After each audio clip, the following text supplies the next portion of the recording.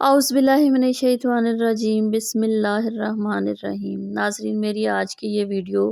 73 فرقوں کے بارے میں ہے کہ جو قیامت تک انسانوں کے بنیں گے، اور ان میں سے ایک فرقہ جنت میں جائے گا، تو کیا باقی 72 فرقے جہنم میں جائیں گے یا ان کے ساتھ کیا ہوگا؟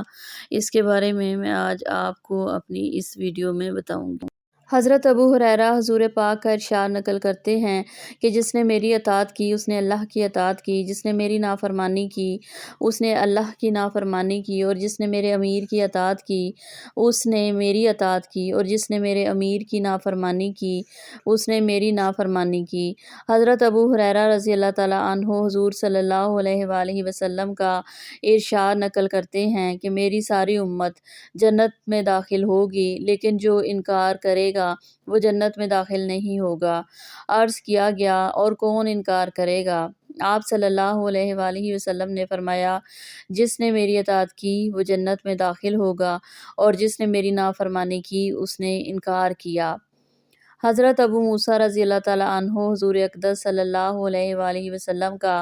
ارشاد نقل فرماتے ہیں کہ میری اور اس دین کی مثال جس کو دے کر اللہ تعالیٰ نے مجھے بھیجا ہے اس آدمی جیسی ہے جو اپنی قوم کے پاس آیا اور کہا کہ اے میری قوم، میں نے اپنی آنکھوں سے دشمن کے بڑے لشکر کو تمہاری طرف آتے ہوئے دیکھا ہے۔ میں تم کو بے غرض ہو کر ڈرا رہا ہوں، لہٰذا یہاں سے بھاگنے میں جلدی کرو۔ چنانچہ اس کی قوم میں سے کچھ لوگوں نے اس کی بات مان لی اور سرِ شام چل دیے اور آرام سے چلتے رہے، اور وہ بچ گئے، اور اس قوم میں سے کچھ لوگوں نے اسے جھوٹ سمجھا اور وہیں ٹھہرے رہے، تو دشمن کے لشکر نے ان پر صبح صبح حملہ کر کے ہلاک کر دیا اور ان کو بالکل ختم کر دیا۔ یہ مثال ہے ان لوگوں کی جنہوں نے میری بات مانی اور جو دین حق میں لے کر آیا اس پر عمل کیا، اور ان لوگوں کی جنہوں نے میری نافرمانی کی اور جو دین حق لے کے میں آیا اس کو جھٹلایا۔ حضرت عبداللہ بن عمر رضی اللہ تعالیٰ عنہ حضور اقدس صلی اللہ علیہ وآلہ وسلم کا ارشاد نقل فرماتے ہیں کہ جو کچھ بنی اسرائیل پر آیا وہ سب کچھ میری امت پر ضرور آئے گا، اور دونوں میں ایسی مماثلت ہوگی جیسے کہ دونوں جوتے ایک دوسرے کے برابر کیے جاتے ہیں، یہاں تک کہ اگر بنی اسرائیل میں سے کسی نے اپنی ماں کے ساتھ کھلم کھلا زنا کیا ہوگا تو میری امت میں بھی ایسا شخص ہوگا جو اس کام کو کرے گا۔ اور بنی اسرائیل 72 فرقوں میں تقسیم ہو گئے تھے، میری امت 73 فرقوں میں تقسیم ہو جائے گی، اور صرف ایک فرقے کے علاوہ باقی سارے فرقے جہنم میں جائیں گے۔ صحابہ رضی اللہ تعالیٰ عنہ نے عرض کیا، یا رسول اللہ صلی اللہ علیہ وآلہ وسلم، وہ ایک فرقہ کون سا ہوگا؟ آپ صلی اللہ علیہ وآلہ وسلم نے فرمایا، جو اس راستے پر چلے جس پر میں اور میرے صحابہ چلے۔ حضرت ارباز بن ساریہ رضی اللہ تعالیٰ عنہ فرماتے ہیں کہ ایک دن حضور صلی اللہ علیہ وآلہ وسلم نے ہمیں نماز پڑھائی اور پھر اپنا چہرہ انوار کے ساتھ ہمیں لوگوں کی طرف متوجہ ہوئے اور ایسا مؤثر واعظ بیان فرمایا کہ جس سے آنکھوں سے آنسو جاری ہو گئے اور دل کانپ گئے۔ ایک شخص نے عرض کیا، یا رسول اللہ صلی اللہ علیہ وآلہ وسلم، آپ کا یہ واعظ ایسا معلوم ہوتا ہے جیسا کہ جانے والے کا آخری واعظ ہوا کرتا ہے، آپ ہمیں کن خاص باتوں کی تاکید فرماتے ہیں؟ آپ صلی اللہ علیہ وآلہ وسلم نے فرمایا، میں تمہیں اس بات کی تاکید کرتا ہوں یا وصیت کرتا ہوں کہ اللہ سے ڈرو اور امیر کی بات سنو، اگرچہ وہ حبشی غلام ہو، کیونکہ تم میں سے میرے بعد جو بھی زندہ رہے گا وہ بہت سے اختلافات دیکھے گا، تو ایسی صورت میں میری اور ہدایت یافتہ خلفائے راشدین کی سنت پر عمل کرتے رہنا اور اسے تھامے رکھنا اور دانتوں سے مضبوط پکڑے رکھنا اور نئی نئی باتوں سے بچنا، کیونکہ دین میں ہر نئی بات بدعت ہے اور بدعت گمراہی ہے۔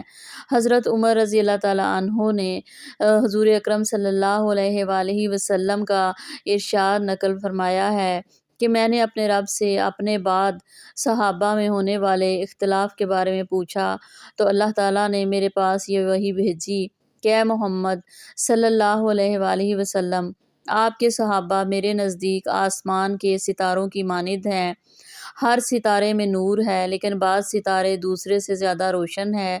جب صحابہ کی کسی امر کے بارے میں رائے مختلف ہو جائے تو جو آدمی ان میں سے کسی بھی ایک کی رائے پر عمل کرے گا وہ میرے نزدیک ہدایت پر ہے۔ اور آپ صلی اللہ علیہ وآلہ وسلم نے فرمایا، میرے صحابہ ستاروں کی مانند ہیں، جس کی بھی اقتداء کرو گے ہدایت پا جاؤ گے۔ حضرت حذیفہ رضی اللہ تعالیٰ عنہ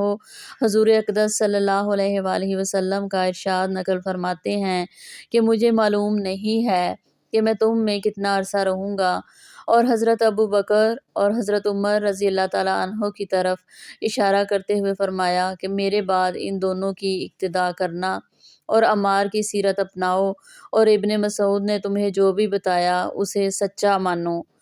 حضرت بلال بن حارث رضی اللہ تعالیٰ عنہ حضور اقدس کا ارشاد نقل فرماتے ہیں کہ جس نے میرے بعد کسی مٹی ہوئی سنت کو زندہ کیا تو جتنے لوگ اس سنت پر عمل کریں گے ان سب کے برابر اسے اجر ملے گا، اس سے ان لوگوں کے گناہ میں کوئی کمی نہیں آئے گی۔ حضرت عمرو بن عوف رضی اللہ تعالیٰ عنہ حضور پاک کا ارشاد نقل فرماتے ہیں کہ دین حجاز کی طرف ایسے سمٹ آئے گا جیسے کہ سانپ اپنے بل کی طرف سے سمٹ آتا ہے، اور دین حجاز میں اپنی جگہ اس طرح ضرور بنا لے گا جس طرح پہاڑی بکری شیر کے ڈر کی وجہ سے پہاڑی کی چوٹی پر اپنی جگہ بنا لیتی ہے۔ دین شروع میں اجنبی تھا اور عنقریب پھر پہلے کی طرح اجنبی ہو جائے گا، لہٰذا ان لوگوں کے لیے خوشخبری ہے جن کو دین کی وجہ سے اجنبی سمجھا جائے، اور یہ وہ لوگ ہیں جو میرے بعد میری جس سنت کو لوگ بگاڑ دیں گے یہ اس سنت کو ٹھیک کر دیتے ہیں۔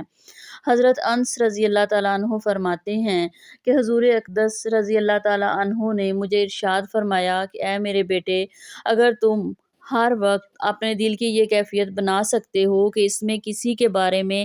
ذرا بھی کھوٹ نہ ہو تو ضرور ایسا کرو۔ پھر آپ نے فرمایا، اے میرے بیٹے، یہ میری سنت میں سے ہے، اور جس نے میری سنت سے محبت کی اس نے مجھ سے محبت کی، اور جس نے مجھ سے محبت کی وہ میرے ساتھ جنت میں ہوگا۔